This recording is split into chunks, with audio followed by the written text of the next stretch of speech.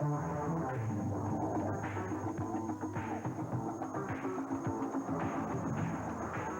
America's grandfather. Ray Meyer, 68 years old yesterday. 3 weeks from now, Ray will coach his 1,000th college basketball game. All of them at DePaul University. Hold it! Call timeout! Timeout! Timeout!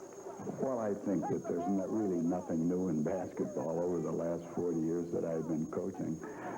I think there's no team that's a winning team without discipline, and there's no team that will win where a coach doesn't have the knack of motivating the ball players. 11 years ago, Joey Meyer played for his father. He was a good ball player on a weak team, the last losing squad at DePaul. Now at 32, son Joey Meyer is Ray's current assistant and his future successor. Nobody comes to DePaul University without knowing what Ray Meyer is about.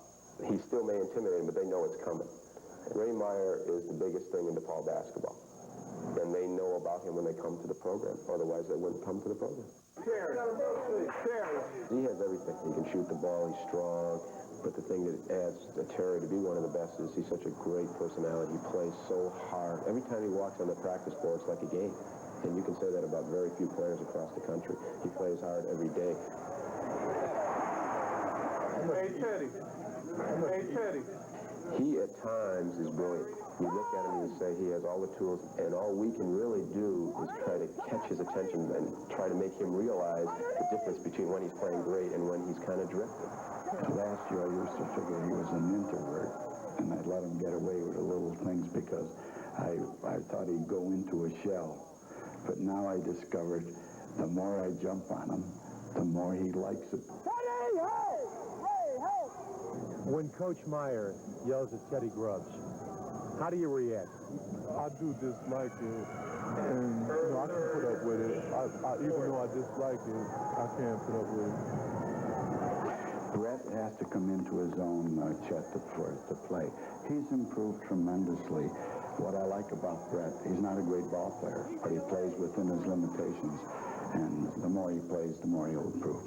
Joey, Walter Downing, marvelous physical talent. What about Coach Cinch? Walter's still learning. He's changing from a high school system to a college system. He's going to be a great player in his own right. It may take a little bit longer, but we have to be patient with him. Go behind him again.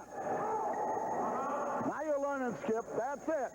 I think Skip Dillard has become the floor leader. He's playing a lot better basketball. He was a good shooter last year, but now he's a devastating shooter. And he can handle the ball a lot better. The difference between last year and this year is you had one, Clyde Bradshaw, and he played 40 minutes. This year we have Raymond McCoy and Kenny Patterson. I don't think you can say Raymond McCoy is our point guard. Raymond's an excellent player, and he has a little trouble with consistency. We expect to get a lot out of both of them. Kenny, really surprisingly, has responded very well to discipline. Very well to discipline. When Coach gets on him, he understands. He's an intelligent player. He knows he's good. And he takes some chances sometimes that we still don't like. And he's going to have to share time with Raymond, and I think he's looking forward to it. You'll see Bernard Randolph a lot this year. He'll be a big factor. We need him because we need his points. Instant offense, that's the first thing that comes to mind with Bernard, because we lose Mark Aguirre and all those points. We need somebody that can put the ball in the hole, and Bernard Randolph can do that. Tyrone reminds me a lot of Curtis Watkins, a better shooter, and he's stronger physically. He's a ball player I like because he reminds me when I played. He dives all over for free balls. He's not afraid of contact, and when he goes to the boards, he goes to the boards. If there's anybody in his way, too bad. He's going to get the ball, and I like him. I think that he's got a brilliant future at DePaul. Jeff is another surprise. He does everything well, nothing spectacular. He has amazed me with his outside shooting. He's done a real good job, but he plays a lot with his head. He's a very intelligent basketball player. Jerry Mcmillan is probably the biggest surprise of the whole basketball team. Jerry has played excellent basketball for us, a big guard, and I'm very pleased with his performance. Jerry Mcmillan gives us an added rebounder. He's a great streak shooter. It's an amazing team because everybody contributes in some different way to this team, That's our job, to get it to going. We probably won't have the starting lineups the same all year, but it'll be a lot of fun. Hello, everybody. I'm Chet Coppock. We're going to take a look at how Ray and Joey Meyer plan to blend all this Blue Demon talent into a winning basketball team for 1981-82. And we're going to take a look at a very unusual family reunion when the DePaul family portrait continues.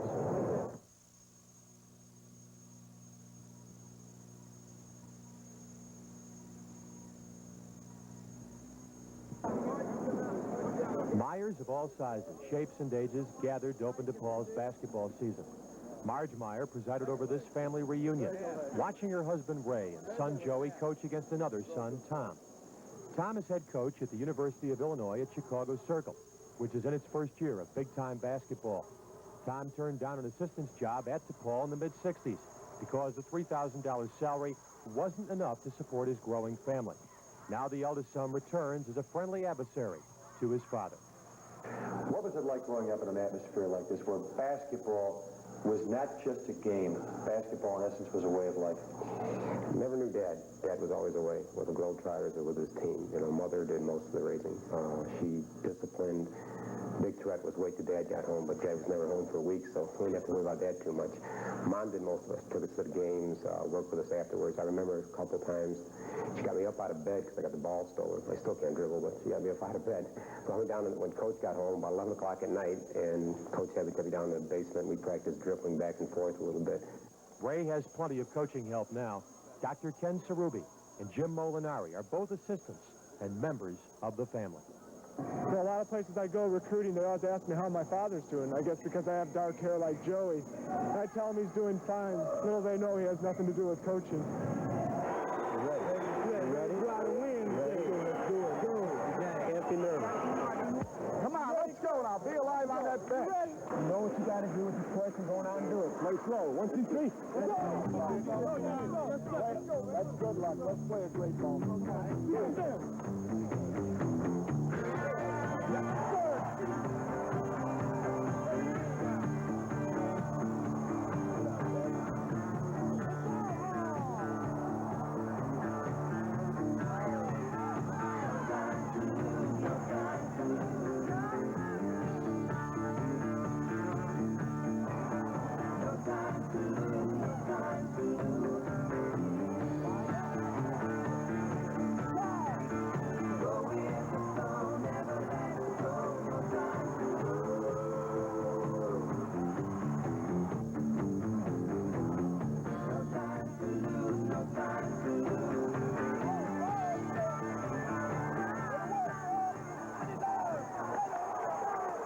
From the look on Ray's face, you might think DePaul was in trouble.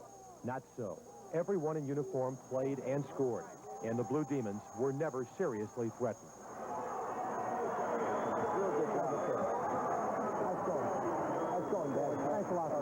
The only thing I would say about Tommy is I think he's an awful lot like his father.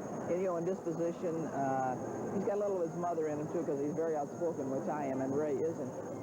I'm glad it's over. Yes, I am. And I mean, I don't know. I mean, I didn't feel, to be honest with you, I never felt that he could beat us. But then there's always that chance. And, you know, he is my son, and I want to see him do well, too. So I was sort of torn. I mean... A woman who's lived her adult life around a house with basketball the main topic knows what she's talking about. Practice is where the teams are built, and practice is where the teddy bear growls and lets his claws show. Boy, that defensive board. That blue team is just horrible on the board. Discipline, and we want to keep the game simple. If you try to make it complex, all you do is confuse the players. Basketball is a game of habit. You form habits in practice that you use in the game where you don't have to stop and think of what you're going to do. If you have to stop and think, you've lost your advantage. Look to sneak behind him now, Walt. Don't force it. Take your time. Hit it. Skip. When your man stepped up here and back pick on the big guy, you're going to have to step off and help till he can get through. You know what I'm saying? You know what I'm saying? When your man picks on the bat, you have to step off and help. Hold up, Kenny. That's the one we're missing. You're going to have to step off and help so the big guy can get through and then get back on your man on that back pick.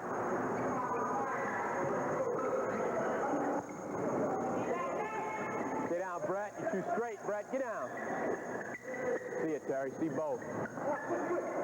Now when you make corrections on the basketball court, you're more of a teacher. You don't say, do this, and they do it.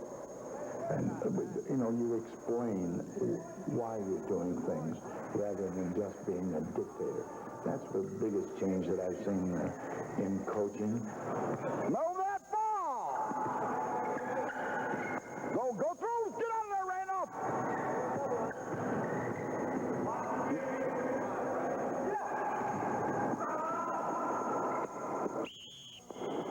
All right, it was a minute and 20 seconds. What did I tell you in the meeting? When they drop in and help out, don't try to dribble through a crowd. Did a hell of a job for a minute and 20 seconds, and then you try to go through a crowd. That's stupidity. That's really bad.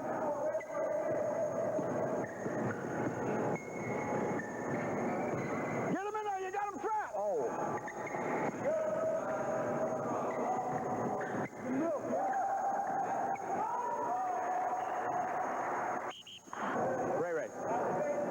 Ray.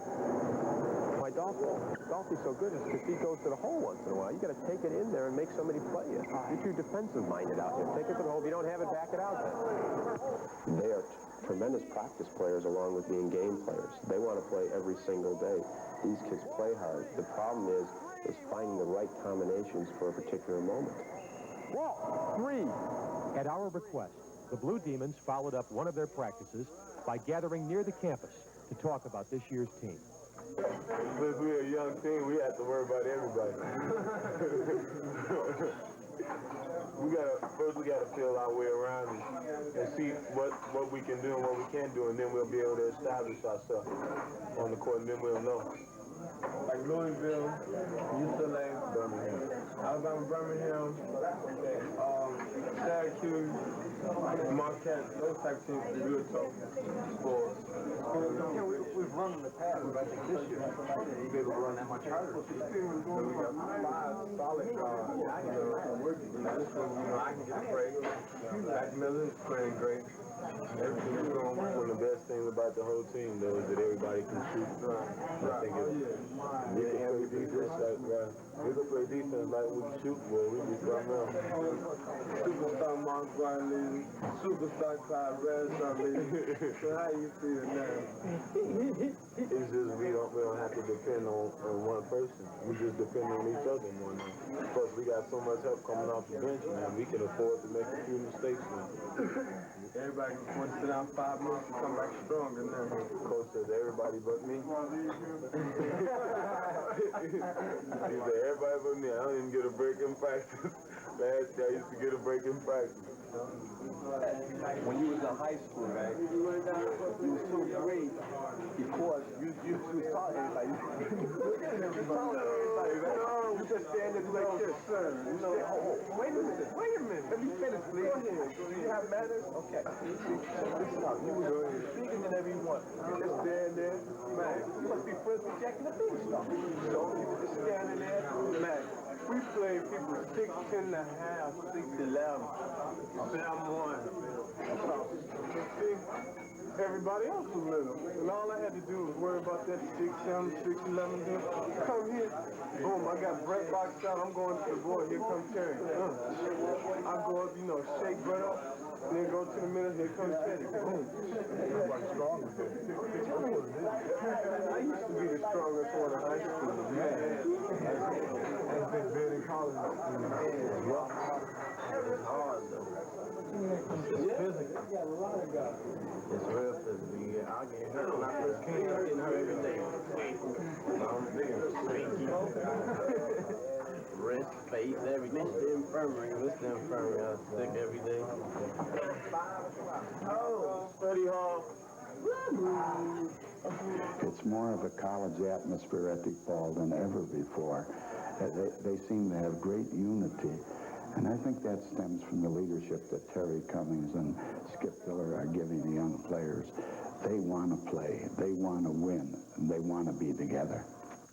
One of your friends, Ed Goldstein, told me that, oh, Ray Meyer's got this nice public posture, very mellow approach, kind of a stoic, father-like. Look at this! St. Joseph has the ball back. 7 seconds. Look at this! Look at this! They win! St. Joseph wins! Chicago's most popular basketball team fell flat on its reputation last March. Ranked number 1 in the nation, they were stunned in the opening game of the NCAA championship tournament for the 2nd year in a row. Like everyone else, Joey Meyer couldn't believe it when unheralded St. Joe's upset the Demons. Shock at first. Just total disbelief that we, as a team, could do the thing we did in the last minute, the last, say, 6 minutes of the game. I was just shocked at first. Then I think I hit depression right after that. First was shocked, then it was, my God, we're out of the tournament again. Then I got mad. Then I just said, we can't let these things happen. I'm the type that when it's over with, I try to use that for the good of when we play again. So.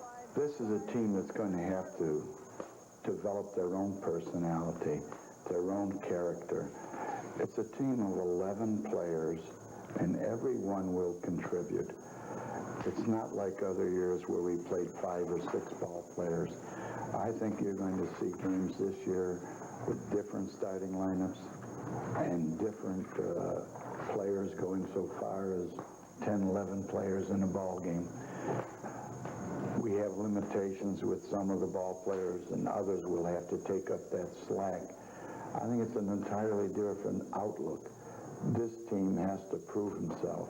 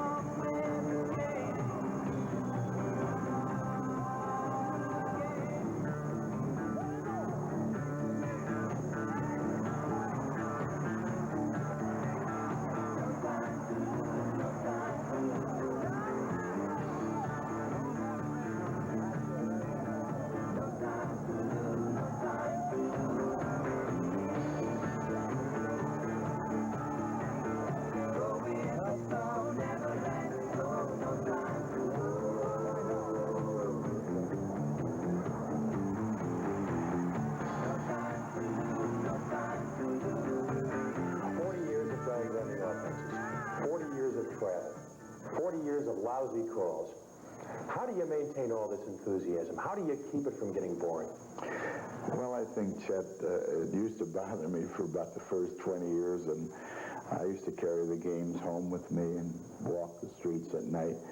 But in the last probably 10 years, I've learned to cope with it. I knew that if I were going to remain in coaching, that I'd have to live with it. And about an hour after a ball game now, I can put it all out of my mind and start to laugh. And then when I go back and think of some of the things I said and did during the game, I start to chuckle to myself. And sometimes I bawl a boy out. But I try to keep this composure. For instance, if I bawl the boy out for not rebounding, I'll bawl him out and I'll tell him he did a terrible job and all that. But before I leave, I'll always say, you could be the best rebounder on the team or in the Midwest. I always try to leave a player with a positive note. And it makes me feel better when I go home, too, that I hear I didn't ruin the boy's evening or his weekend by just letting him go home with a sour taste in his mouth.